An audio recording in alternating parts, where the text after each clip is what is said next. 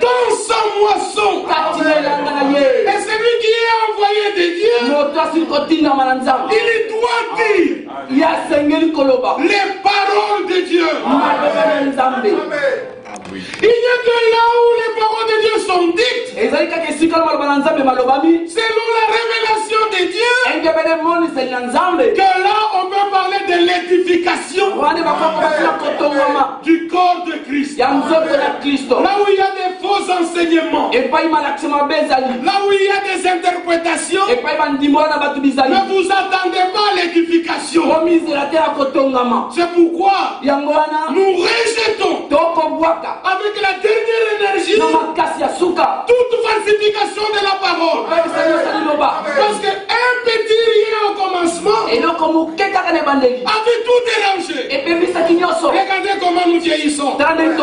Tu peux mettre les produits, tu mets les trucs, et après un temps tu dois te courber à cause d'une petite interprétation. Que Dieu nous vienne en aide. Au commencement, il n'y avait pas d'interprétation. Au commencement, était la parole. Amen. C'est ça. Que Dieu nous vienne en aide. Alors maintenant on dit à Jéroboam, tu n'auras pas la victoire. Parce que tu as repoussé les sacrificateurs de Dieu. Tu t'es fait des sacrificateurs à toi. De deux, l'arche de l'alliance. Elle n'est pas dans votre cas. Mais l'arche de l'alliance est dans notre cas. De trois, les sacrificateurs qui sont dans notre camp, ils sont les fils d'Aaron. Mais lorsqu'ils étaient terminés, de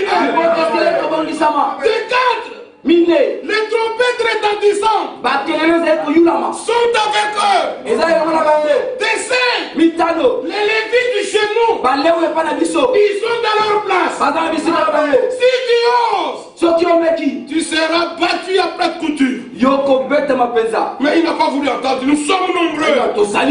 Mais bien aimés, l'église, ce n'est pas la masse. Ce qui fait l'église, c'est la parole de Dieu et ceux qui reçoivent la parole. Que ce bâtiment, le maire nous chasse. C'est l'église qui est partie. Alléluia. Amen. Parce que l'église part avec la parole. Oui. Là où il n'y a pas de prédicateur, il n'y a pas d'église. Amen. C'est ça. Là où les gens se font un même prédicateur, il n'y a pas d'église. Oh, ce message est puissant. Dieu doit nous donner des prédicateurs selon sa volonté. 1 Corinthiens chapitre 12. Il a placé les membres comme lui a voulu. Alors maintenant on dit à Jéroboam, l'arche est avec nous.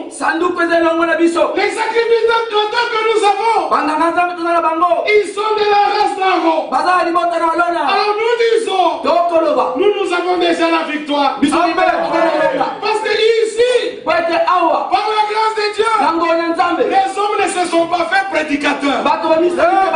C'est Dieu qui les a placés. Ici, nous n'avons pas les faux dons. Nous avons le Dieu vivant. Nous ne prions pas devant la création. Nous prions devant le Créateur. Ici, nous avons la trompette retentissante. Tous ces éléments réunis, nous disons, nous sommes forts avec celui qui est tout puissant. Mais Jéroboam a voulu attaquer.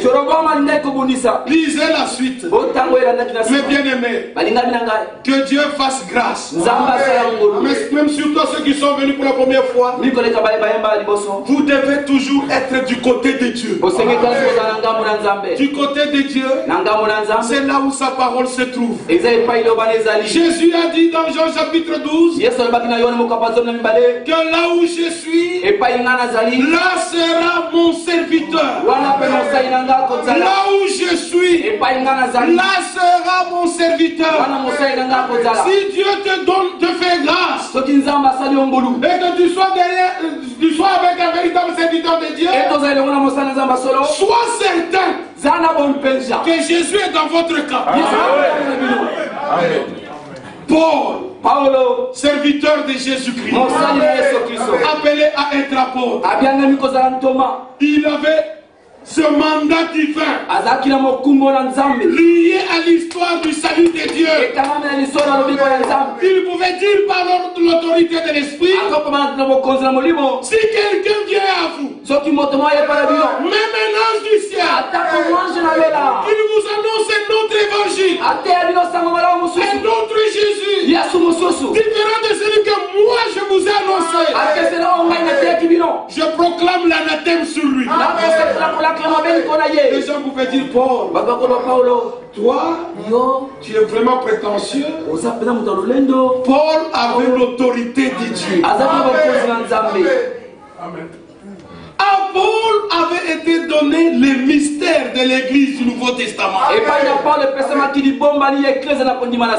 Paul, quand on nous a lu ce passage encore hier, on l'a cité. En lisant simplement mes écrits,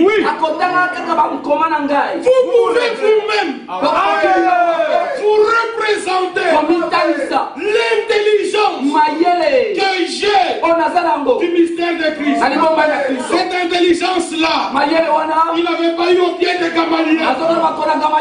Au pied de Gamaliel, meurtrier. Mais au pied de Jésus, il amenait les gens au salut. Alléluia. Il les amenait à la vie. Et à Paul, il lui a été donné de parler de tous les thèmes de l'église. Il a parlé du salut. Il a parlé de la conversion. Il a parlé de la justification. Il a parlé de la sanctification. Il a parlé de l'ordre de l'église. Il a parlé même du mariage. Lui qui n'avait jamais été marié. Mais Dieu lui a donné à prêcher même sur le mariage. Ça c'est la tâche qui lui a été donnée. Lui qui n'avait pas d'enfant, mais par l'esprit, il a parlé de la position des enfants dans la maison. Lui, par l'esprit, il lui a même été donné de parler de la manière de s'habiller des femmes. Quel homme formidable! Il n'a fait que ce que Dieu lui a dit de faire. On ne peut pas comparer Paul à Pierre. Ne les comparez pas. À Pierre a été donné de faire un commencement. Et il est dit dans le chapitre 15, vous savez tous que Dieu a fait un show au milieu de vous et que par ma bouche les païens entendent les paroles du salut et qu'ils soient sauvés. Et Dieu qui ne fait point d'exception des personnes leur a rendu même témoignage. Il a purifié leur cœur par la foi et il leur a donné même le Saint-Esprit. Mais le rayon d'action de Pierre était tellement petit, mais Paul dit 2 Timothée chapitre 4 à partir du verset 17, il dit le Seigneur m'a soutenu dans ce combat afin que par ma bouche la prédication soit tenue. Dieu l'a délivré de tous les pièges et de la gueule des lions. Parce qu'en ce temps-là, Dieu voulait que par Paul, la prédication soit entendue. Dieu c'est un Dieu d'homme. Il pouvait commencer par un Pierre à la Pentecôte. Mais la suite, Dieu devrait garder Paul. Que par lui, la prédication soit tenue. Nous glorifions Dieu. Quand Dieu a commencé commencé ce dernier réveil, il retourne plein à la parole. Par le ministère de William Branham, ce n'était qu'un commencement. Mais Dieu devrait garder. Il devrait défendre. Un homme appelé Franck. Que par lui, dans sa bouche, l'évangile soit entendu. Même là où Branham n'a pas été. Lui a été témoin du ministère de William Branham. Mais nous sommes témoins de ce que Dieu fait par nous. Et je vous dirai, Dieu a toujours eu des témoins sur la terre. Quand quelque chose de surnaturel devrait arriver, Dieu devrait avoir des témoins. Le jour où Jésus naissait, les bergers étaient des témoins. Le jour où Jésus se mourait, Jean et les autres étaient des témoins. Le jour où Jésus était baptisé, il y avait des témoins là-bas. Le jour où Jésus fut ressuscité, il y avait des témoins. Pierre est entré même dans la tombe. La tombe était vide. Il pouvait dire, je suis un vrai témoin. Et je vous dis ce matin, lorsque Jésus reviendra, nous serons des témoins. Nous simplement des témoins. Nous sommes des conviés. Et à ceux qui sont appelés au festin des noces de l'agneau. Alors tu ne peux pas comparer un Pierre et avec un Paul. Remarquez que Noé, il était prophète. Mais la mission qui lui était donnée était simplement de construire l'arche. C'était tout. Tu ne peux pas me demander quelle était la confirmation de son ministère. Il a fait quel miracle?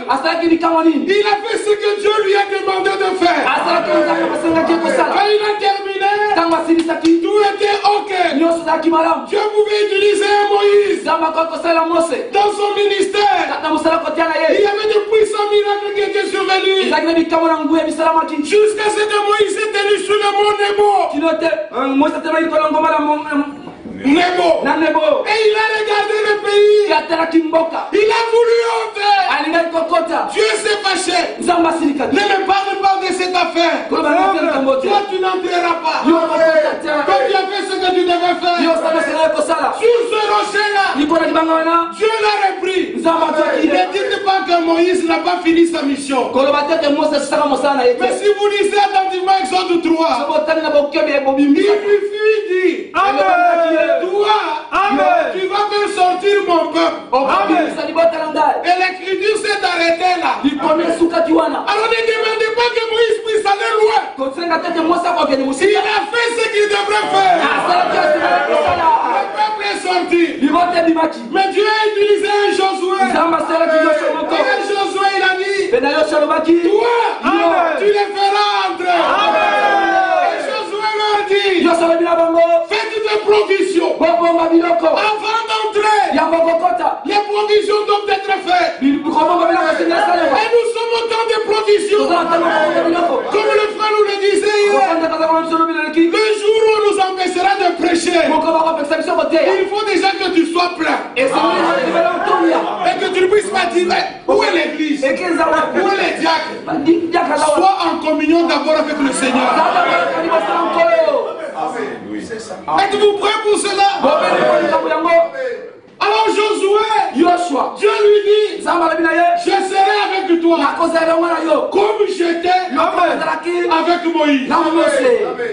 Avant de traverser le Jourdain, dites au sacrificateur qu'il porte l'arche de l'alliance comme je l'avais ordonné. Ils l'ont mis sur leurs épaules. Et Dieu a dit, entre l'arche porté par les sacrificateurs et le peuple, 2000 coudées. Amen. La parole était sur les épaules des sacrificateurs.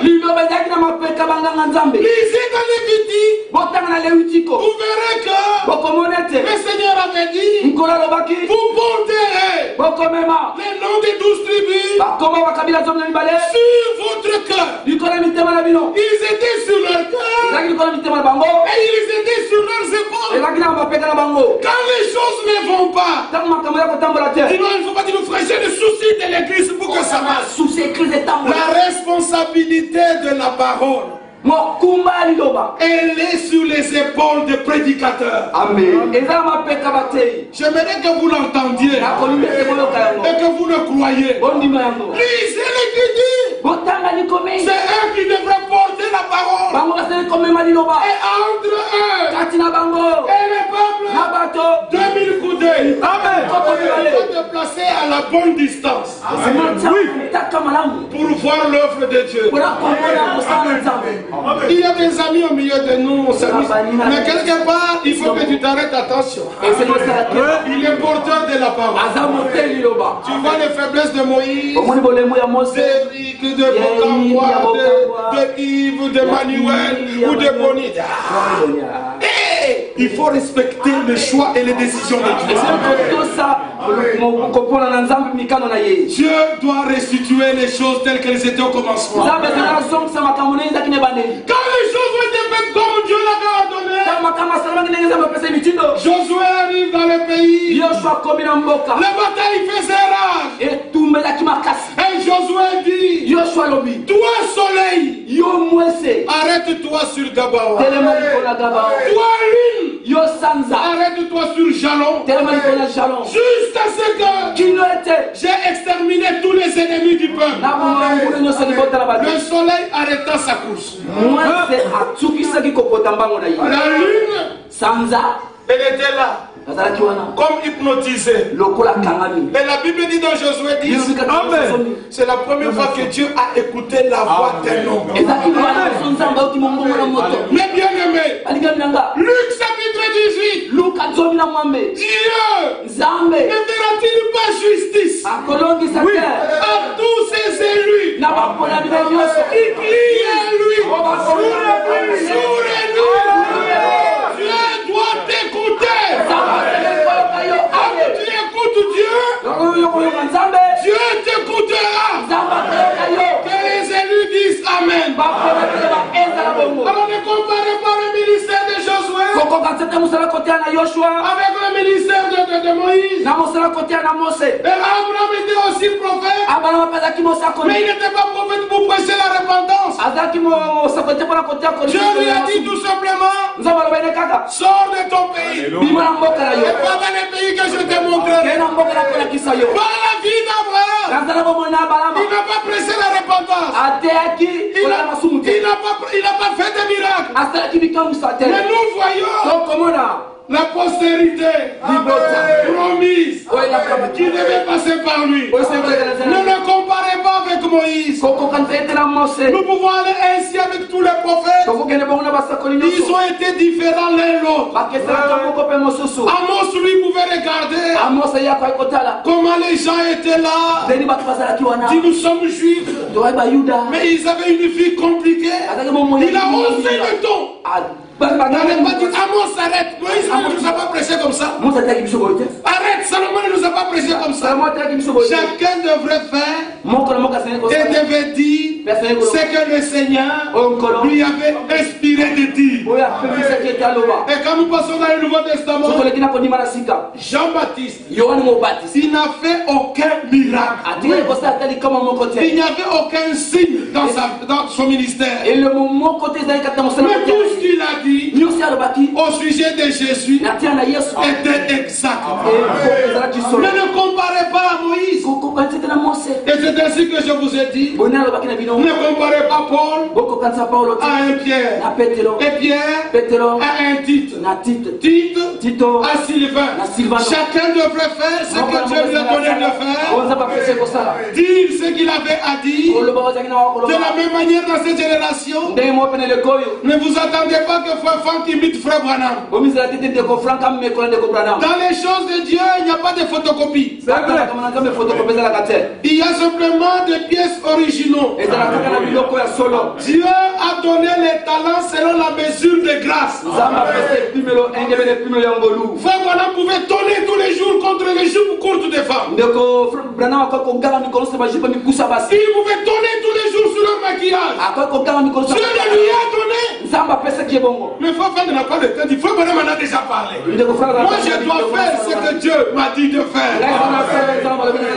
Et ne m'attendez pas que je prêcherai comme Bokambo, comme Eric, ou comme Moïse, ou comme Yves, ou comme les autres prédicateurs. Chacun ne prêche que comme Dieu le lui a donné. Et tout cela c'est pour l'édification. Oui. Ce que moi je n'ai pas dit, Dieu le donnera à Moïse. Peut-être que moi je n'ai parlé que ça. Mais Moïse viendra parler tout ça. Mais Bokambo viendra parler ici. Il ne vous parlera que de ça. Mais quelqu'un d'autre viendra. Il vous parlera de tout ça. Il entrera même ici. Là vous ne voyez pas. Il dit mais ça Moïse ne nous a pas dit. Mais moi je vous dis ça fait partie de l'ensemble. Alléluia. Dieu est bon. Vous êtes venus de partout. Nous savons que Dieu est en train de faire quelque chose.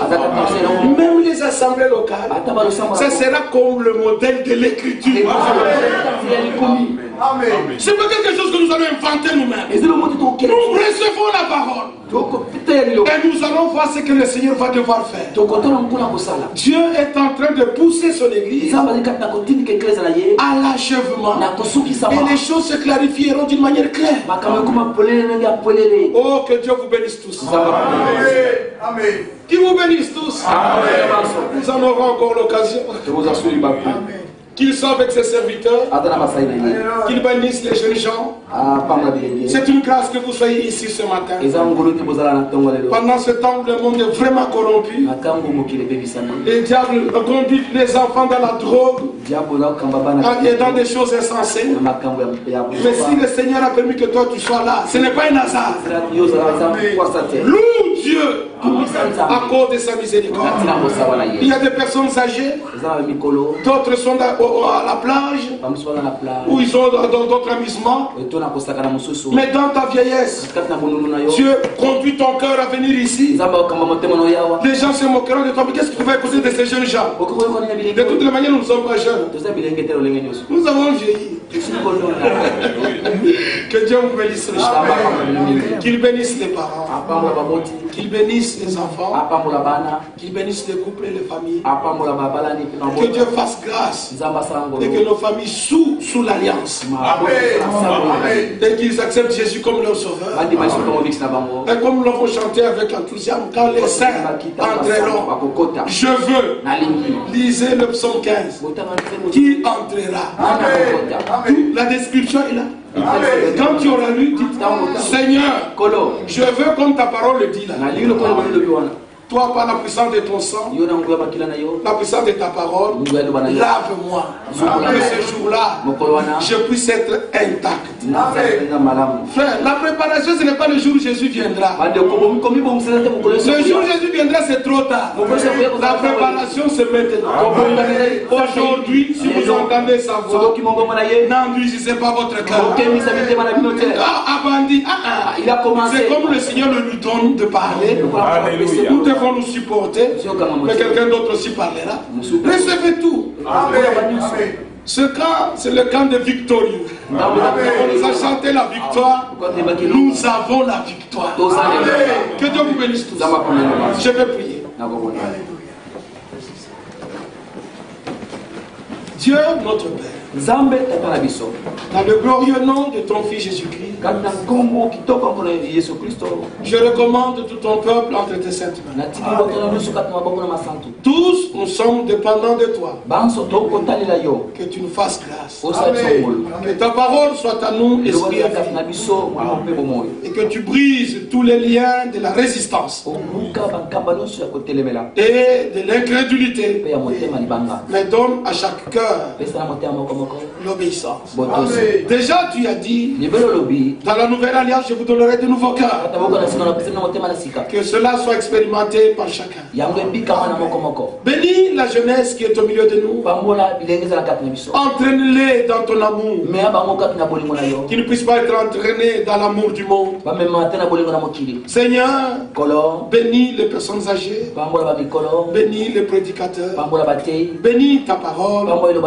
Exauce notre prière. Car nous croyons que tu peux nous donner au-delà de tout ce que nous pensons et au-delà de tout ce que nous t'avons demandé. Car c'est dans le puissant nom de Jésus-Christ que nous te prions. Amen. Amen. Que le nom du Seigneur soit glorifié. Nous sommes vraiment dans la fête. Alléluia. Amen. Toujours à sa présence. Et nous venons d'écouter tout ce que l'Esprit vient encore de nous dire. Et là, nous sommes encore là pour l'écouter encore. Nous allons d'abord chanter ces cantiques. Page cantique 18. J'abandonne tout. Cantique 18. J'abandonne tout à Jésus. Tout à Jésus. Alléluia. Amen. Et nous voulons le chanter avec joie.